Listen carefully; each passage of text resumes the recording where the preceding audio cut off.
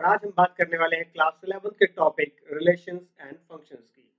तो आइए शुरू करते हैं बच्चों आज का टॉपिक। सबसे पहले हम बात करेंगे Cartesian product of two sets की। कि कार्टेशियन प्रोडक्ट क्या होती है। देखिए सबसे पहले हम एक एग्जांपल लेते हैं। Let's suppose P is a set of two colours, जहां पर मैंने P एक सेट लिया है जिसमें टू कलर्स हमने लिए हैं, रेड और blue. Okay, and Q is the set of three objects, that is B, C and S। यहाँ B मैंने बैग के लिए लिया है और C कॉट और S जो है शर्ट को रिप्रेजेंट करता है। तो मैं आपको एक सेकंड का समय देता हूं, आप सोचिए how many pairs of coloured object can be made from these two sets. Colour आपके पास दो अवेलेबल है, ऑब्जेक्ट्स आपके पास तीन अवेलेबल है, that is bag, coat and shirt. Okay, how many different colored objects pair we can make from these two sets। तो आपने सोच लिया है, चलिए इसका आंसर देखते हैं। सो ये दोनों सेट मैंने लिए P और Q, और यहां मैंने इनके ऑर्डर्ड पेयर बनाने के लिए यहां पर कुछ एक्सिस लिए हैं। इस एक्सिस पर मैंने रेड और ब्लू कलर को रिप्रेजेंट किया है और इस एक्सिस पर बैग, कॉट और उनको रिप्रेजेंट किया है S। ठीक है, तो यहां कौन कौन से पेयर होंगे, रेड और S। ये पॉइंट कौन सा होगा, ये होगा रेड और सी, यानी कि रेड कलर का कोट हम बना सकते हैं। और ये पॉइंट किसको रिप्रेजेंट करता है, रेड और बी को, यानी कि हम रेड कलर का बैग बना सकते हैं। इसी तरह से ये तीनों पॉइंट भी blue and S. Okay, so ये हो जाएगा ब्लू और एस, और ये पॉइंट होगा ब्लू और सी, और ये पॉइंट होगा ब्लू और बी, यानी कि बैग को रिप्रेजेंट कर। तो कितने पेयर हमारे पास बने हैं, तो ये हमारे पास बने हैं टोटल मिलाकर के 6 पेयर्स। ओके, सो इन 6 पेयर्स को ये है ऑर्डर्ड पेयर और ये कहलाती है Cartesian product between two sets. Okay, so ordered pair को आप बच्चों ऐसे भी समझ सकते हैं, जैसे आपने देखा होगा कि आपके घर का एड्रेस अगर हम कहीं से देखें तो लिखा रहता है house number 13 and street number 5। Okay, so 13 and 5, सो आप पहले 13 और 5 की अगर हम बात करें तो हाउस नंबर और स्ट्रीट जो है उसको हम एक ऑर्डर्ड पेयर मान सकते हैं। ओके, सो वो उसी पर्टिकुलर ऑर्डर में लिखा जाएगा। आपने क्लास 10th में भी कुछ कोऑर्डिनेट सिस्टम हमने समझा था, जहां पर हम पॉइंट्स को लोकेट करते हैं।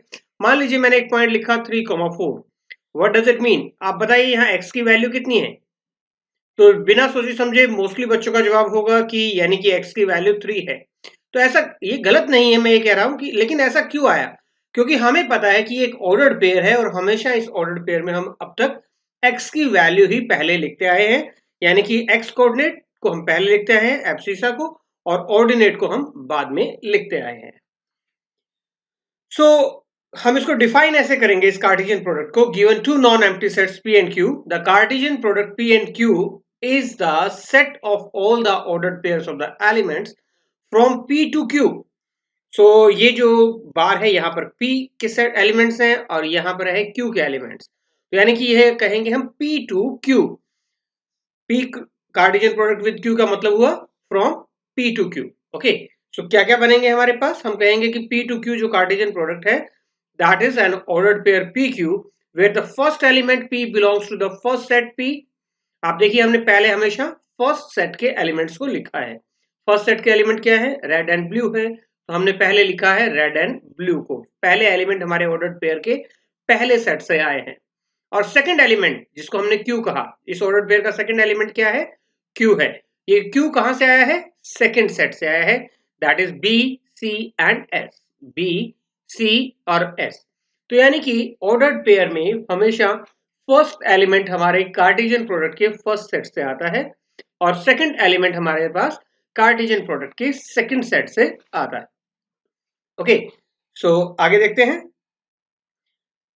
आपको कार्टेशियन प्रोडक्ट अगर फाइंड आउट करनी है तो दोनों का नॉन एम्प्टी सेट होना जरूरी है। अगर कोई एम्प्टी सेट है then P cross Q will also be an empty set. So P Cartesian product Q will be an empty set if any one of them is an empty set. मतलब हमारे पास relate करने के लिए कुछ है ही नहीं, तो हम किससे रिलेट करेंगे। ठीक है, सो यहाँ पर इसका मतलब हुआ अगर हमारे पास दोनों सेट्स में से जिनका हम कार्टेशियन प्रोडक्ट करना चाह रहे हैं, अगर एक भी सेट एम्प्टी है तो उन दोनों की कार्टेशियन प्रोडक्ट भी एम्प्टी होगी। ओके, चलिए एक सम सॉल्व करते हैं। यहाँ G और H हमें उनकी कार्टेशियन प्रोडक्ट करनी है और फिर H और G की करनी है। तो यहाँ से हम दो चीजें हम सीखेंगे। तो पहले हम निकाल लेते हैं इस सम को, G क्रॉस H निकाल लेते हैं। सो G क्रॉस H का मतलब क्या हुआ? First element I have to take from the set G and second element I have to take from the set H। Okay, so अब देखिए बनाइए पेयर कितने बन सकते हैं? 7 फर्स्ट सेट से, और 7 को हम रिलेट कर सकते हैं इनके किसी भी एलिमेंट से। तो 7,5 हो सकता है, ओके, देन 7,4 हो सकता है और 7,2 हो सकता है। ग्रेट। उसके बाद 8, अब सेकंड एलिमेंट फर्स्ट सेट से ले लेते हैं, उसको रिलेट करते हैं इन तीनों के साथ। सो 8,5, 8,4 एंड 8,2। समझ ही गए होंगे बच्चों कि ये हुआ हमारे पास G क्रॉस H। ओके, अगर हमें फाइंड आउट करना होता H क्रॉस G तो वो क्या होता? तो अब देखिए, अब हमारे पास फर्स्ट सेट किसका कौन सा है? H है। तो हमारे पास फर्स्ट जो एलिमेंट है वो हमें सेट H से लेना है। सो फर्स्ट H से लेंगे तो यहां पर पहला एलिमेंट क्या है? 5, और सेकंड एलिमेंट कहां से आएगा? सेकंड एलिमेंट आएगा सेट G से। तो 5 को हम रिलेट करते हैं पहले 7 के साथ, और फिर 5 को हम रिलेट करते हैं 8 के साथ, 5,8। इसी तरह से अब इसके सेकंड एलिमेंट को यानी कि 4 को हम रिलेट करते हैं 7 के साथ, और 4 को रिलेट करते हैं 8 के साथ। ओके, 2 को रिलेट करते हैं 7 के साथ और 2 को रिलेट करते हैं 8 के साथ। तो बहुत ही आसान है। तो डे टू डे लाइफ में भी हम बहुत सारे ऐसे रिलेशंस जो हैं, ऐसे जो ऑर्डर्ड पेयर, उनसे हम रूबरू होते हैं। ओके, सो ऐसे ही कुछ एग्जांपल ले सकते हैं, जैसे आपका फैन है और आपका फैन का नॉब है जो स्पीड नॉब है, ये भी एक ऑर्डर्ड पेयर है, एक स्विच है। ओके, दोनों के बीच में एक कॉरस्पॉन्डेंस है। ओके, यहाँ एक बात आप ध्यान से देखिए कि कुछ चीजें हम यहाँ से रिजल्ट डिड्यूस कर सकते हैं कि G क्रॉस H और H क्रॉस G आपस में इक्वल होने कतई जरूरी नहीं है, यानी कि Cartesian product is not commutative.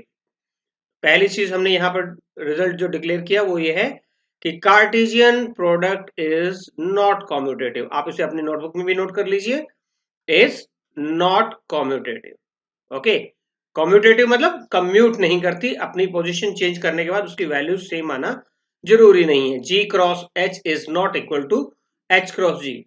तो यही खास बात है, हम यहाँ पर केवल सम ही सॉल्व नहीं करते, हम उसके पीछे का कॉन्सेप्ट भी समझने की कोशिश करते हैं।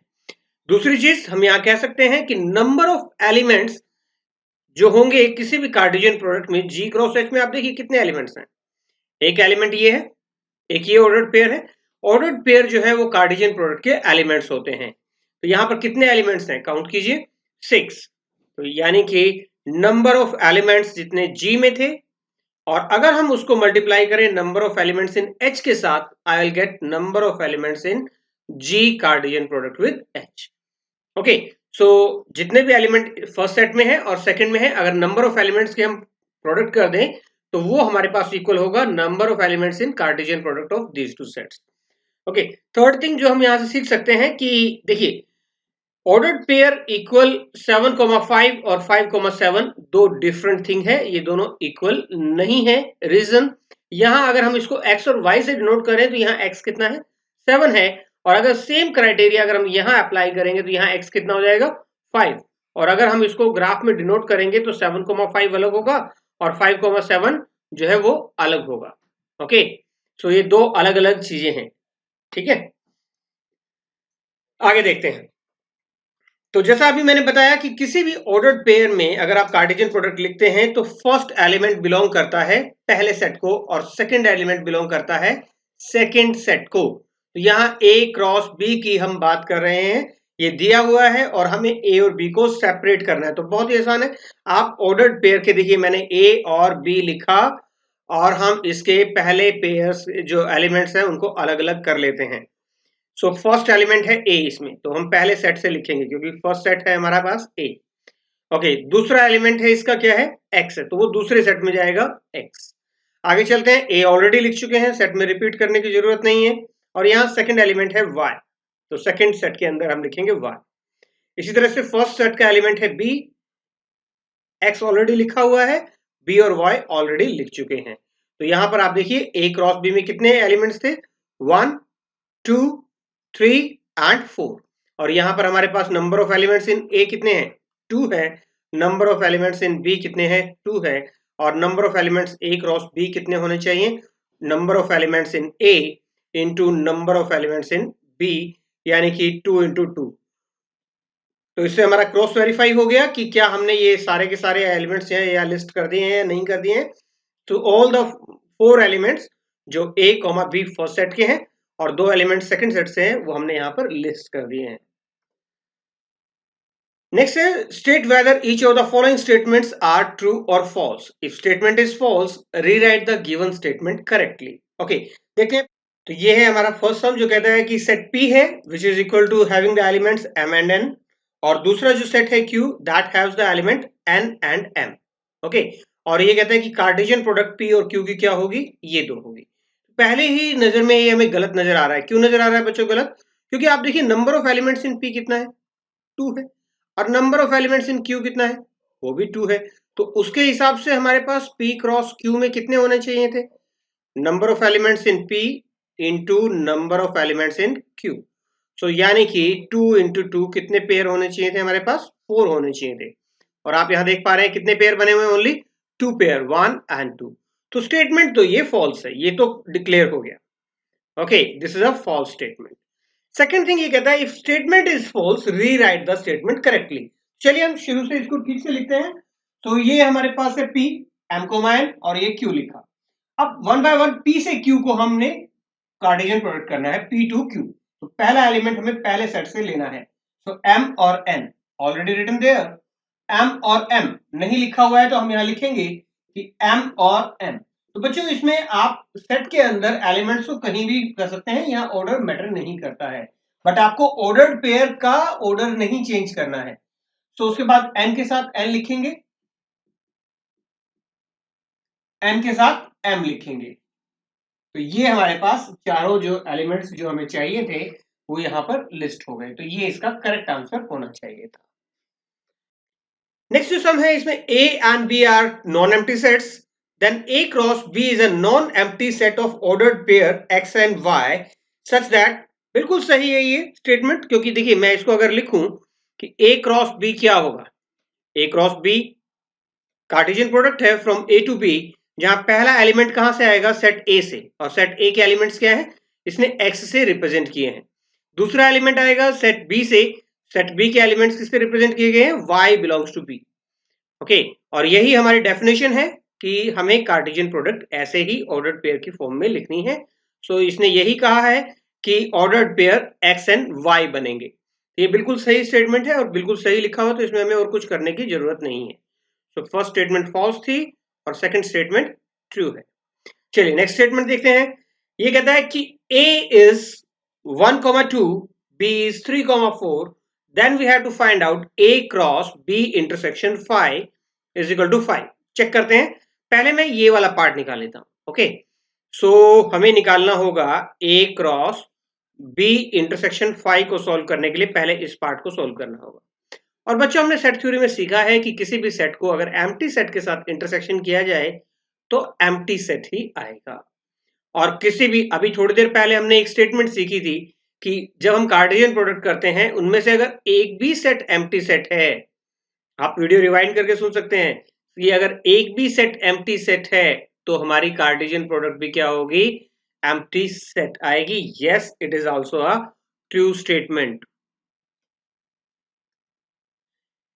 नेक्स्ट जो है कार्टेशियन प्रोडक्ट की कुछ प्रॉपर्टीज के बारे में और डिस्कशन करते हैं। तो सबसे पहले बात ये हम पहले ही डिस्कस कर चुके हैं, two ordered pairs are equal if and if only their corresponding first elements are equal and then the second elements are equal. So इसमें बेसिक सम देखिए कैसे बनता है हमारा, ये है, इसने कहा कि दोनों ऑर्डर्ड पेयर इक्वल हैं and we have to find the value of x and y. Okay, so ये क्या है, यहाँ पर x/3 + 1 है फर्स्ट एलिमेंट ऑर्डर्ड पेयर का, ये देखिए, और यहां से फर्स्ट एलिमेंट क्या है, 5/3 है। डेफिनेशन क्या कहती है, first elements are equal, so let's make the first element equal 5/3 के इक्वल, और इसी तरह से सेकंड एलिमेंट भी इक्वल होना चाहिए। सेकंड एलिमेंट क्या है यहाँ पर, y - 2/3, so y - 2/3 and this should be equal to, किसके इक्वल होना चाहिए, 1/3 के। यस करेक्ट, क्योंकि सेकंड एलिमेंट्स भी इक्वल होंगे, that means all the corresponding elements are equal, then only we will say that ordered pairs are equal. चलिए solve करते हैं। x/3 will become 5/3 minus 1 plus 1 को हम राइट हैंड साइड लेके आए तो कितना हुआ 2/3, 3 से 3 कैंसिल करते हैं तो x की वैल्यू 2 आती है। यहाँ y क्या होगा 1/3 प्लस 2/3, सो दिस इज 3/3 यानी कि 1, सो y की वैल्यू 1 होगी। So this two pairs will be equal if x is equal to 2 and y is equal to 1। तो ये था हमारा सम। नेक्स्ट है, नेक्स्ट प्रॉपर्टी जो है वो है यहां पर दिया हुआ है if there are p elements in a and q elements in b then there will be pq elements. Already we discuss this one कि जितने एलिमेंट्स हमारे पास पहले सेट में होंगे, जितने एलिमेंट्स दूसरे सेट में होंगे, कार्टेशियन प्रोडक्ट में उनकी प्रोडक्ट के इक्वल सेट्स होंगे, एलिमेंट्स होंगे।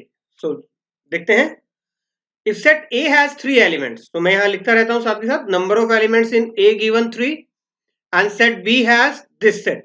तो दोनों को डिफरेंट फॉर्म में दिया हुआ है, या नंबर ऑफ एलिमेंट्स बताए हैं, उसके कार्डिनल नंबर यहाँ पर डिस्कस किया गया है A का, और यहाँ क्या है सेट B में 3 एलिमेंट्स है, यहाँ पर हम देख सकते हैं 3, 4 and 5। So number of elements in B is 3। Okay, then find the number of elements in A cross B। हमें फाइंड आउट करना है A क्रॉस B। तो बच्चों याद कीजिए, थोड़ी देर पहले हमने इसको डिस्कस किया था, किसके इक्वल होना चाहिए, number of elements in A, number of elements in B। So 3 into 3, so ordered pair में कितने ऑर्डर्ड पेयर बनेंगे कार्टेशियन प्रोडक्ट में, दैट विल बी 9 आंसर। ठीक है, समझ में आ रही है आपको प्रॉपर्टीज। चलिए आगे देखते हैं। नेक्स्ट प्रॉपर्टी कहते हैं कि A and B are non empty sets. अभी तक हमने बात की थी कि अगर एम्प्टी सेट होगा A और B में से, अगर कोई भी A और B में से, तो उनकी कार्टेशियन प्रोडक्ट क्या होगी, A cross B will be equal to 5 अगर उनमें से at least one of them is an empty set. अब इससे उल्टा चलते हैं, यहां कहते हैं कि either A or B is an infinite set, then so is A cross B, then A cross B will also be infinite. Okay, so A cross B will also be an infinite. Okay, next, बहुत ही आसान सी properties हैं। यहां देखिए A cross A, ये जो लिखा हुआ है ये कहलाता है ऑर्डर्ड ट्रिपलेट, ऑर्डर्ड ट्रिपलेट। यहां अगर हमने देखिए तीनों ही एलिमेंट्स इसी सेट से हैं A से, तो यहां लिख दिया A, B और C all 3 belongs to A। अगर डिफरेंट सेट से होते तो हम डिफरेंट सेट से लिखेंगे, लेकिन हमें ऑर्डर मेंटेन करना है and this is known as ordered triplet. Okay, चलिए इसे बेसिक सम करते हैं। ये बहुत बार एग्जाम में पूछा जाता है 2 मार्क्स में। A is equal to -1, 1 and find A cross A। तो हम क्या करते हैं यहाँ पर देखिए बच्चों, पहले हम यहाँ एक इतना पोर्शन हम फाइंड आउट कर लेते हैं। ठीक है, सो A दिया हुआ है -1 एंड 1। मैं दोबारा लिख लेता हूं ताकि इससे क्या होता है आपको समझने में आसानी हो जाती है। ठीक है, -1 और 1। अब कीजिए A क्रॉस A, बताइए क्या आएगा A क्रॉस A, मतलब पहला एलिमेंट भी सेट A से लेना है, दूसरा एलिमेंट भी सेट A से लेना है। तो -1 को हम -1 के साथ, -1 को लिखेंगे -1 के साथ, फिर -1 को लिखिए 1 के साथ, -1 एंड 1। अब सेकंड एलिमेंट की बात करते हैं, 1 को लिखेंगे -1 के साथ और 1 को लिखेंगे 1 के साथ। तो ये तो हुआ बेटा हमारा A क्रॉस A। अब हमें चाहिए क्या, A cross A cross A। ये तो हमने ऑलरेडी फाइंड आउट कर लिया, ये है, और A को मैं फिर लिख लेता हूं, ये है -1, 1। बस आपको बच्चों इतना ही ध्यान रखना है कि हमें ऑर्डर कहीं मिस नहीं करना है। तो अब हम पहले एलिमेंट इस सेट से लेने वाले हैं और दूसरा एलिमेंट A क्रॉस A से लेने वाले हैं। ठीक है, फिर से देख लीजिए, पहला एलिमेंट मैं उठाऊंगा सेट A से, और सेकंड एलिमेंट जो मैं इनपुट लूंगा वो लूंगा मैं A क्रॉस A से। तो शुरू करते हैं, -1 पहला एलिमेंट मैंने लिया ये, और ये जो यहां से इनको इन चारों ऑर्डर्ड पेयर के साथ मैं लिखता हूं। तो पहले ऑर्डर्ड पेयर के साथ लिखने से मुझे मिला ये वाला। ओके, सेकंड के साथ लिखूंगा तो इसके साथ लिख रहा हूं मैं अब। तो फर्स्ट इसका एलिमेंट -1, और इसी तरह से -1 और 1, ये सेकंड वाला पेयर मैंने यहां लिख दिया -1 और 1। ठीक है, अब -1 को किसके साथ लिखें, थर्ड के साथ। सो -1, 1। आप लोग भी फटाफट अपनी नोटबुक में कंप्लीट कीजिए इसे मेरे साथ साथ। यस, उसके बाद में 1 के साथ लिखते हैं, तो 1 के साथ लिखेंगे तो 1 -1 -1, नेक्स्ट है 1 -1 एंड 1, 1 1 -1 और लास्ट एलिमेंट 1 1 1। ओके, तो यहां हम एक चीज और भी समझ सकते हैं, number of elements in A cross B cross C कितने होने चाहिए फिर? Number of elements in A B और सी प्रोडक्ट की इक्वल। तो यानी कि जितने भी हमारे पास हमें कार्टेशियन प्रोडक्ट करनी है जितने भी सेट्स के बीच में, तो हम उतने ही सेट्स की हम क्या कर देंगे, प्रोडक्ट कर देंगे नंबर ऑफ एलिमेंट्स की कार्डिनल नंबर की, तो हमें मिल जाएंगे कितने यहाँ पर ऑर्डर ट्रिपलेट या जो भी हमारे पास बनने वाले हैं वो हमें मिलने वाले हैं। नेक्स्ट है ओके, यहाँ सेट ए दिया हुआ है 1 2, सेट बी दिया हुआ है 1 2 3 4 और सेट सी है 5 6 और सेट डी है 5 6 7 8। देखने में थोड़ा बड़ा लग सकता है लेकिन आसान सम है। आइए शुरू करते हैं। तो बच्चों यहाँ हम पहले इसको स्टेटमेंट को समझते हैं, जो फर्स्ट पार्ट हमें प्रूव करना है। मैं यहाँ पर पहले सॉल्व करने वाला हूँ ये फर्स्ट पार्ट। ये एक्चुअली क्या है, ये डिस्ट्रीब्यूटिव लॉ है, distributive over intersection, distribution of the Cartesian product over intersection. इसीलिए A cross B sign of intersection then A cross C, ये ठीक है। चलिए शुरू करते हैं। तो सबसे पहले मैं लेफ्ट हैंड साइड निकाल लेता हूं। लेफ्ट हैंड साइड में हमें क्या चाहिए, B cross C, B intersection C चाहिए। तो बी इंटरसेक्शन सी क्या होगा, बताइए, बी और सी में क्या क्या कॉमन है? So anything is common there, nothing, so it means it's an empty set, so should I mark it 5। और ये तो बहुत ही आसान काम हुआ कि ए क्रॉस बी इंटरसेक्शन सी अगर हमें निकालना है तो हम कह सकते हैं ए क्रॉस 5, और हमने प्रॉपर्टी पढ़ी थी Cartesian product of a set with an empty set is equal to 5। Correct. Okay, right hand side देखते हैं। राइट हैंड साइड में हमें पहले ए क्रॉस बी निकालना है। So A cross B means first element from the set A and the second element from the set B. So it become 1 1। मैं फटाफट लिख देता हूं, आप भी लिख लीजिए अपने मेरे साथ साथ, 2 1 2 2 2 3 एंड 2 4। बहुत ही आसान है। इसी तरह से अब हमें फाइंड आउट करना है जो सेकंड पार्ट है, वो है ए। देखिए ए क्रॉस बी हमने फाइंड आउट किया, now I am going to find out A cross C.